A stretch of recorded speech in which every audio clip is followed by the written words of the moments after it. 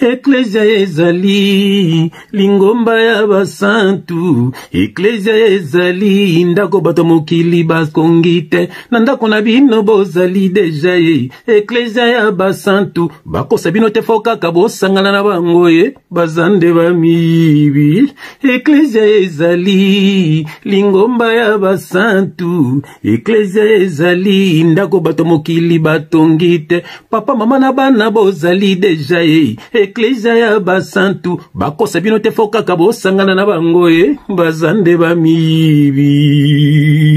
Bien-aimé dans le Seigneur, libota na nzambe bato yesu akufela bandeko ya biso.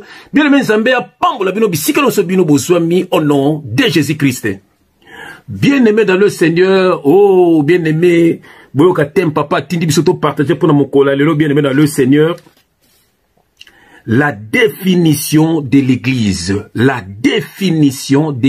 ou si tu veux la révélation de l'église. Ah oui, la révélation de l'église.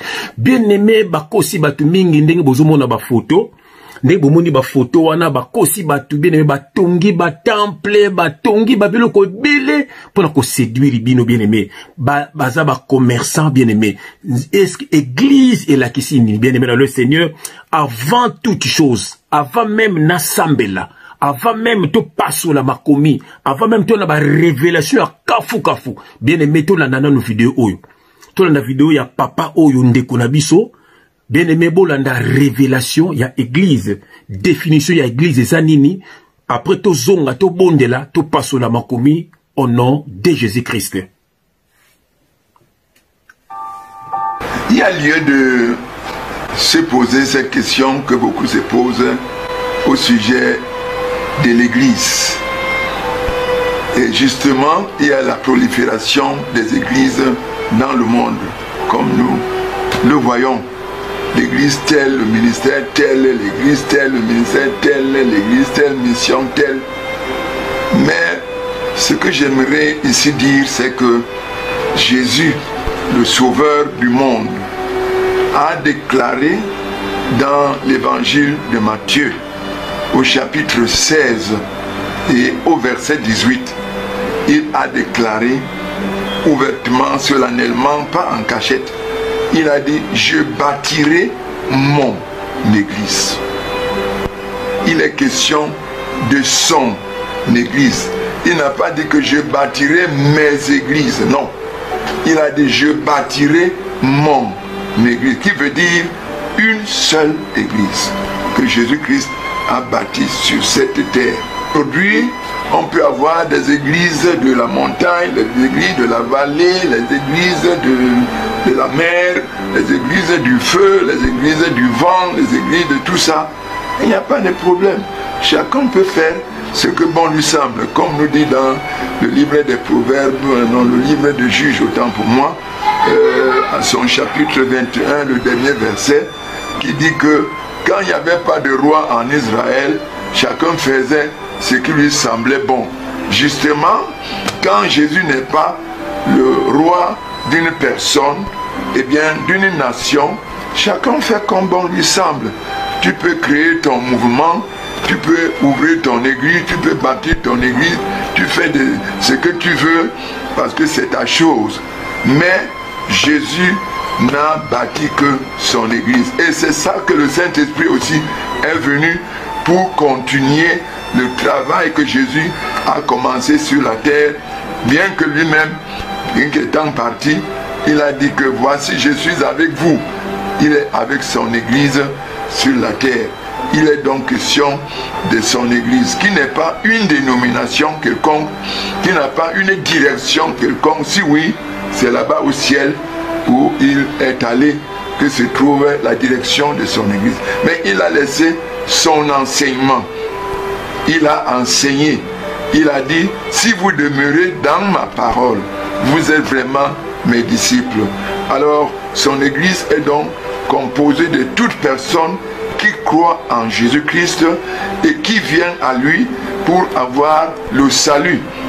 Parce que Jésus, son miracle qu'il accomplit dans la vie d'une personne, ce n'est pas seulement de le guérir de maladies, de lui rendre riche ou quoi que ce soit, mais de transformer la vie pécheresse à la vie de sainteté d'un enfant de Dieu. La Bible dit que tous ceux qui ont reçu Jésus et qui croient en son nom, réellement, il leur a donné le pouvoir de devenir enfants de Dieu. Et quand on devient enfant de Dieu, Paul dit qu'on est une nouvelle créature. On ne vit plus dans la vie du passé, du péché justement, mais on mène la vie de la sainteté. On marche comme Jésus a marché, on vit comme Jésus a vécu. Donc c'est pour cela que quand nous parlons de l'église, que chacun, aujourd'hui, chacun frappe la main sur la poitrine. Moi, mon église, je suis de l'église de tout ça. Oui, il n'y a pas de problème dans tout ça. Mais Jésus, lui, il n'a bâti qu'une seule église qui est ceux qui croient en lui et qui gardent sa parole. La Bible nous dit également dans Jean, au chapitre 8, si on lit à partir du verset 30, 31, 32, la Bible dit que les Juifs qui étaient dans leur religion, le judaïsme bien entendu, quand ils ont cru en Jésus, Jésus leur a dit que si vous demeurez dans ma parole, vous êtes vraiment mes disciples, vous connaîtrez la vérité et la vérité vous affranchira.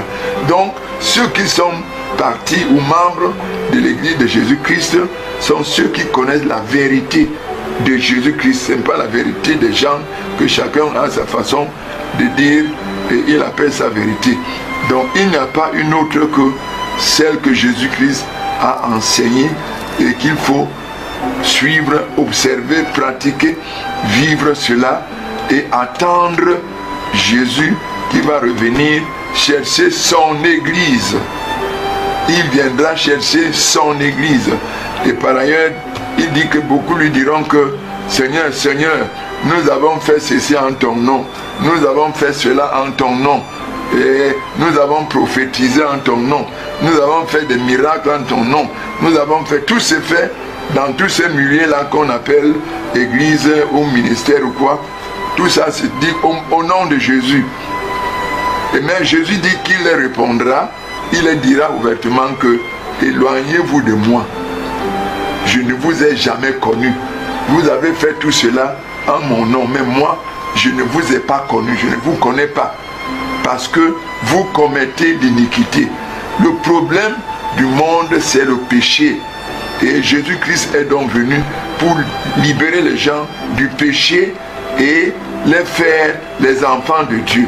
Ce n'est pas les faire un groupe, une dénomination, une constitution en tant que telle. C'est la vie de Jésus-Christ qui vive la vie de Jésus-Christ. La Bible dit que celui qui dit qu'il le connaît doit marcher comme lui-même a marché. Il nous a laissé la direction que nous devons marcher, les empreintes sur lesquelles nous devons suivre. Donc, l'église de Jésus reste l'église de Jésus. Et les églises du monde, il y en a tellement, et beaucoup viendront en mon nom, et beaucoup les suivront. Ils vont même faire des miracles, ils vont faire des prodiges, ils vont faire des grandes choses, construire des immeubles, faire des choses pour attirer, séduire les gens, mais Jésus n'étant pas là. C'est comme il parlait de l'église de Laodicée, qui est une église dans la Bible qui dit que bien-aimé, bomoni binomoko, bien-aimé, bouti koyoka, boki kulutu, boki kulutu nabiso, ene nabiso na foi makambo tei po na église. Bien-aimé, na moni na bonde la yambo te to passo la makomi au nom de Jésus-Christ. Éternel Dieu des armées, papa na pamboli kombo na yo, na komisi kombo na yo, na sengyo merci mingi ndenge telemisi biso encore papa pour na édification ya peuple na yo, mingi bakangami na l'église bâtiment, mingi bakangami na séduction, papa ba envoyer à Satan papa beko tonga l'église minene ko tia ba minda ko tia makambo belé juste pour na ko séduire bano ya yo na but ko soutirer bango mbongo papa ba investir na l'église na bango na ba dénomination bango ba pese ba kombo na bango po ba tu baza la séduit ba pesa bango ba mbongo papa ya ngozo telemisa biso to fungola bano ya yo papa ba yeba parole na yo pe ba kabona na bango papa tikete message yo et kangola bano ya yo que le Saint-Esprit parle pour l'édification de ton peuple au nom de Jésus-Christ. Nous avons ainsi prié et nous disons amen. Ah bien-aimé, Zan adresse bien. Awa, pembe na pembe. Vérité de very. Révélation de reva. Pona ba toyo yesu akufela. Bien aimé dans le Seigneur, aux en adresse ya bien. Awa, ndekunoka papa tindi. Bien-aimé, cliquez nan. Cliquez nan. Voilà, au cliquer pour rater sous ma vidéo na biso te bien aimé dans le Seigneur. Pour qui m'a teya ya kulutu na biso bien aimé sur l'église. Bien aimé église, définition ya église. Église bien aimé c'est l'ensemble des chrétiens. Église est là qui s'y bâtimenté. Église est là qui s'y ecclésia. C'est l'ensemble des chrétiens bien aimé dans le Seigneur, l'ensemble des fidèles unis dans une communion fraternelle bien aimé. Voilà. Et ça dit bâtimenté. Il y a une différence entre bâtiment et église. Bâtiment, bien aimé, le Seigneur, ce qu'on lingi, bien aimé, tout a commencé, bien aimé, après histoire, il y a dans la Ève, dans le jardin d'Éden. Bien aimé, tant un serpent a qui séduire Ève, et puis nous avons bien qui dans le jardin d'Éden. Bien aimé, et si qu'a péché et côté qui n'a mokile. Voilà, et si qu'a nyon ce banda qui tout a commencé par là. Et on m'a Nzamba qui n'a qui prophète, bien aimé, Nzamba le qui yemoko akoya, bien aimé, na nyon soana, bien aimé. Pourquoi nous avons Moïse a tonga temple? Parce que, bien aimé dans le Seigneur, molimo na nzambe ezakino na kat na batute. Bien aimé, yoka révélation. Molimo na nzambe ezakino na kat na batute. Molimo na nzambe, bien aimé, yango bataki temple. Pote molimo nzambe eza na kat ya temple. Po batu suki bazo na temple, po masumu na bango ebiki sama. Bien aimé, et puis molimo na nzambe ezaki pe na kati ya arche ya alliance. Molimo na Israël babando tambola na arche de bando tambola na molimo nzambe po te batela bango po te bikisa bango. Mais molimo na nzambe bien aimé ezaki na piscine ya Bethesda. Bien aimé na piscine ya Bethesda so tedi na Jean chapitre 5 au bandi na verset 1 na verset 47 piscine ya Bethesda. Bien aimé sika molimo na nzambe ezaki na kati na piscine wana. Mutu nyonso ba maladi nyonso bando kota na kati na piscine wana nde bazai ko bikisama. Bien aimé, il y a une nouvelle alliance. Ce qu'on a 1 Corinthiens chapitre 3 verset 15. Bien aimé, au roman na molimo na nzambe, et ça ce qu'on a 4 na ba temple té, et ça na 4 arche alliance té, et ça na 4 piscine Bethesda té, molimo na nzambe komi 4 na moto. Dites amen. Bien aimé, molimo na nzambe komi 4 na moto. Bien aimé, ndako ya nzambe komi desko nzoto ya moto. Bien aimé, et ça na kati ya piscine Bethesda te, et ça na kati ya arche alliance te, et ça na kati ya temple te, pour être temple ici et panzana. Na kotanga verset moko bien aimé, nazali na Matthieu chapitre 24, na kena na verset 1. Je lis au nom de Jésus-Christ. Comme Jésus s'en allait, au sorti du temple, ses disciples s'approchèrent pour lui en faire remarquer les constructions. Bien aimé, Jésus-Christ bima. Bien aimé, bima na temple. Yoka ba disciple ne bazo la ksayi tala temple. Tala ndenge ba tongi temple. Yoka réponse à Jésus-Christ. Mais il leur dit, voyez-vous tout cela? Je vous le dis en vérité, il ne restera pas ici pierre sur pierre qui soit renversé. Voilà. Voilà. Tout sera renversé. Jésus-Christ a dit d'abord, bomoni osobozo mona oyo. Ata libanga mo ko tikala te na lingana biba lingala. Et comment nyoso ekopanzana. Bien aimé, Jésus-Christ a ki kotonga église oyaye. Yango bien aimé soke na ancienne alliance okomona nzamba lobaki na David. Yo okotongela nga temple te. Pour David alingaka tongela nzambe temple. Nzamba lobine yo okotongela nga temple te. Muto okotongela nga temple ekozala mwano yayo Salomon. Et sa révélation. Salomon représente bien aimé Jésus-Christ. Na minute on a David représenté Dieu. Yango monito on seni Jésus-Christ a yaki. Bien aimé Bartimée, l'aveugle Bartimée a bengaki Jésus-Christ, fils de David. Fils de David. Et là qui nini muto aki kotonga temple c'était le fils.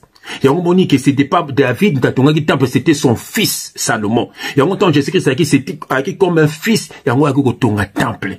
Et puis temple à Jésus-Christ ezali nde biso. Molimo na nzambe evanda kande kati na moto. Molimo na nzambe evanda kati na ndako bato batongi te. Bile batongi bandako na bango bapesi yango bakombo pona ko séduire bino. Baza kokosa bino bandeko ya ngai. Batongi bandako na bango bien-aimé pona ko séduire kaka bino. Pona ko senga bino bambongo. Botela na kisasa et comme so ba concurrence. Ba msu temple batu tilibanda. Bien-aimé bazo kosa bino. Bien bazo mema bino na kubunga. Bazo mema bino na enfer. Boki ndenge papa wana teyi. Bazo mema bino baseli bandaku na bango. Bien-aimé, yokelo tokotanga wa. Bien yokelo tokotanga bien-aimé dans le Seigneur.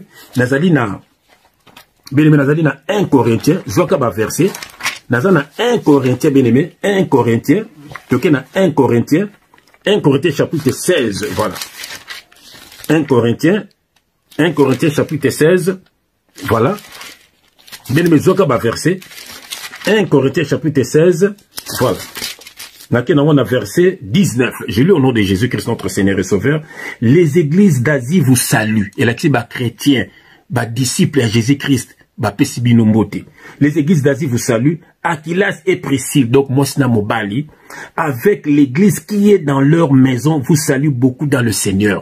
Avec l'église qui est dans leur maison, vous salue beaucoup dans le Seigneur. Donc, église, bien aimé, batimati. Église, elle est peuple mis à part. Elle est peuple de Dieu. Il y a au moins, église catholique. Et là, tu chrétien, il y a catholique. Église, orthodoxe. Donc, chrétien, il orthodoxe. Donc, église kimbangiste. Donc, chrétien, il y a kimbangiste. Et puis, nous, on est ça, kubunga moni basel bango au catholique au orthodoxe au kimbangiste au sokini ni bien aimé eza pona kubungi sabino au église de réveil eza pona kubungi sabino église ezali bâtiment bien aimé yango soko ki bien aimé. Ok, dans Matthieu chapitre 16, yoka, non, ok, dans Matthieu chapitre 18 verset 20, Matthieu chapitre 18 verset 20, jusqu'à ça le bas, là où 2 ou 3 sont assemblés à mon nom, je suis au milieu d'eux. Et on a mis dans Nzembo, papa, maman, nabana, ça déjà église. Mais la parole de Dieu, et ça, obate à kabino kunate, et bino bate à kabino de bamasapo, banganga baï na ba révélation lokuta, bamso yakaka, papa no, comment on on n'a pas sur le bananga, bamakamba lokuta, bate ba témoignage ça na Bible. Mais la parole de Dieu, papa, yom to côté ya bano ya yo, yom to côté ya mwasi na yo, le banda, deux ne comme ça mutuka tika masumo. Bien aimé, tika ekobo, tika makaya ekobo, ekobo sa ba poumona yo, c'est ça la parole de Dieu. Yesu ayeke po batu ba longwane na vie à péché. Bien aimé na bandeli ba temple na ba sala ki ba temple po molimo na nzambe ezali na kati na ba temple. Mais ba temple existera sous te. Molimo na nzambe ezali pe na kati ya arche de l'alliance. Molimo na nzambe ezali pe na piscine na Bethesda. Mais molimo na nzambe ezali sous ba place wana te, molimo na nzambe komande kati na mutu. Baza kokosa bino po balia bino bambongo. Batongi ba église wana bene pour vous séduire. Oromona pesa dîme, pesa offrande, pesa boy, pesa makamba lokuta. Bien aimé, yondo zalim et temple. Yondo molimo nzambe vanda kati na yo. Bien aimé, la parole de Dieu nzambe tinaka ba messager. Pona ko sa mutuke longwa na vie à péché. Ça ko sela nzambe ezali ko tambola ndenge nzamba lingi. Ezali ko linga nzambe, ezali ko sambela van ko lala, ezali ko sambela soko lamuki, ezali ko sambela van ko lia, ezali ko sambela soko bimaki ozongi. Bien aimé, ko remercier nzambe na nyonso zo sala pona yo. Et puis nzamba ko tambola na yo, nzamba ko longisa yo, nzamba ko lakiso banguna na yo. Et puis nzamba ko kwesa banguna na yo. Maladi batu bazobela na yo ko bika nango. Okokufa mukolo nzamba ko linga okufa. Bien aimé ko kufa tena maboko bato mokili to banduku mo basangana ndi ba misia mokili ba lekisa bato pona ba succès na bango ba police ba lekisa bato pona ba succès na bango mais ba faut passer ba mo lekisa bato pona ba succès na bango yo ba ko koka yo te parce que yo zana Seigneur Jésus-Christ. Bien aimé, c'est ça le message. Le message, et ça va branamité, et ça va kimbangouté, et ça va faux pasteur nabinoté, c'est le Seigneur Jésus-Christ. Et encore le but à établir na kati église, à établir dans l'église, et non dans des églises, dans l'église, ça dit dans le peuple, nous sommes yambaye, bien aimé, tango sangani, bien aimé, orozana don ya boy, orozana don ya boy. Ngana mono nanda kunangai. Bana musuba na don ya koyemba, musuba na don mona mona kabandoto, musuba biso moko na ndaku. Baso ko sabino. Maman François soka sambeli ekoki samaka. Et ça na tout ça église. Nga mona za na don côté na ote ya bango. Papa lo ne zangi ote ya mwasu na bana. Et lo ne zangi ote ya na ndaku na yo. Koloksa ba non zela. Bien-aimé, klasa ba non zela nzambe. Oh, bah, c'est na l'église ou na bien-aimé, et ça va organisation d'hommes. Parce que tu veux nous baptême d'eau, nous sommes à tous ici les cas, nous sommes au temps de l'esprit. C'est Dieu lui-même qui baptise, bien-aimé, du Saint-Esprit et du feu. Bien-aimé, bazo ko sabino, bazo tanga ba écriture, bazo la ba écriture. Nous ne prêchons pas les écritures, bien-aimé, mais nous prêchons ce qui est caché derrière les écritures. Scandale pour les païens. Batumbo kakatombo kakabiso po baba na bezo ba soutirimbon ba comme ça bino ba bébé spirituel ba zo place ya Jésus Christ na ba vie na bino bo benga bango ba daddy ba papa ba sabatu na lokuta nzamba te ya mbongo te. Mbongo eza pona bato mokili. Nzamba ko facilité ozwa ngo po futaka ndako na yo po lesa libota na yo. Mais makambo nzambe ça n'a rien à voir na makambo mokili. Baka ko s'enrichir te na makambo nzambe. Soko lingo o s'enrichir, bien kende musala. Sala ba commerce na yo, mais épargne makambo na nzambe. Biso to somba ka mituka, bien aimé pour to kendara misala. Pour to lunga na via ba dépenses inutiles, ba sap, ba nini, ba boîte, ba via ba tête, to lunga na ba viwana. Ya on to épargne rambo na soto so makambo ya bien. Voilà. Songo o s'enrichir kende musala. Nzamba la beku mtokule na mutoki na ye. Bango bomole na mitoki na bino. Babi c'est lui qui mange à l'hôtel, travaille à l'hôtel, mange à l'hôtel. Vous faites bazouaka. Nzokande bien aimé la tini, mais yuzo sel nzamba. Nzamba mtokubate la yo. Akope so santé, akope so musala. Bana nzambe bakabananaka ndeko mo akomelinga lebinanga pona Matteo la teki sur le badimofor abinanga bon Galates 6 la ti muto apte yo pese nyos mais babi ko pese babi mbongo te tanga version na kitati na obandi na chapitre 6 wana kende nango senga 6 tanga pe verset 7 tanga pe verset 8 tanga ngo babi c'est lui qui va s'aimer pour la chair récoltera quoi la corruption. Mais il faut s'aimer pour l'esprit. C'est-à-dire, mouta teyo, babino ko pese babino za charnel te, pesaye bolingo. Bien aimé. Voilà, pesaye nyo so ba bolingo, ba tout ce qui est spirituel, respect, respecter. Bon, pour azo te ayo Yesu. Babino ko babino mbongo comme c'est corruption. Tanga versango bien. Babi c'est lui qui sème pour la chair, récoltera la corruption, c'est pour la chair, tout ce qui est charnel. Mais ba naze ba kabananaka. Moninga zangi pesaye, asangi lamba pesaye, asangi bilia pesaye, asangi ndaku lali saye. Bana nzambe bakabananaka. Bana nzambe bana makambo lukuta wana te. Ya onza mazo tinda biso beneme po ite bo bikisama. Bo sambelaka na bino na ndaku. Bo abi sorti du milieu d'eux. Bo landa bango te pona apparence. Baza kokosa bino, baza bana satana. Ba ko luka mbongo na mitu na bino ba komisi bino ba brebis na bango vous êtes mes brebis ndenge balobaka bosa ba brebis à Jésus-Christ et puis alors ba église na bango eza ba église à Jésus-Christ ba pesi ba kombo na bango moko banda bien aimé to lunga na ba bâtiment na to comme encore plus bana na nzambe bien aimé voilà message nga na pesa yo yoka verset mon rotangelo a verset mon lingara mingi bien yoka verset oyo ngana Acte chapitre 17 verset 24 Acte chapitre 17 verset 24 voilà. Acte chapitre 17, verset 24, je lis au nom de Jésus-Christ. Le Dieu qui a fait le monde et tout ce qui s'y trouve, étant le Seigneur du ciel et de la terre, n'habite point dans des temples faits des mains d'hommes. Nzamba vana kananda kubata mokili batongite. Bien aimé basa koko sabino. Bien aimé soukou na besoin parole. Bien aimé nzamba kotia ndeko mo yi parole. Bien aimé ndengi Paul aoki na bandako ba chrétien kote ya bango. Yango biso tozo na banzela ba réseaux sociaux. Tozo kote na bandako na bino na nzela réseaux sociaux. Et ça pour y ba parole. Et bino ce qu'on a l'église on a 10 ans 20 ans. Non non y parole te parole zanini kaka okabona na vie à péché. Bazo kosa bino, bazo lia bino bambongo, bazo détruire bino, bazo comme faible. Bien aimé, na poto bino connaît la raté. Muto belle au hôpital. Alors voici les miracles qui accompagneront ceux qui auront cru. En mon nom, ils chasseront les démons. Mon nom surtout à croire na Jésus-Christ. À quoi chasser des démons na kunaye, à quoi chasser des démons na vie naye. À quoi imposer maboko na banane na monsine na yemoko, à quoi bikisama. Mais bino fobo kende ba imposer bino maboko pa batwana. Bino fobo kende na ba temple na bango pisa mo bambongo po bikisama. Lukuta bazo kosa bino. Jésus-Christ doit être Jésus-Christ, bien aimé le Seigneur. Azalaka motema malamu, akabelaka baninga, ateyaka baninga, alingaka baninga, alinga baninga ba koyate. Basa kokosa bino bien aimé. Basa kokosa bino bien aimé, ezabana na Satan na ba ko détruire ba foi na bino, na ke na verset suka poto ko ba mo kalelo. Bien aimé na ke na Colossiens, yokelo to kotanga na Colossiens. Tenake na 1 Pierre yoka, 1 Pierre chapitre 2. 1 Pierre plutôt, chapitre 2, on a verset 5. Je lis au nom de Jésus-Christ.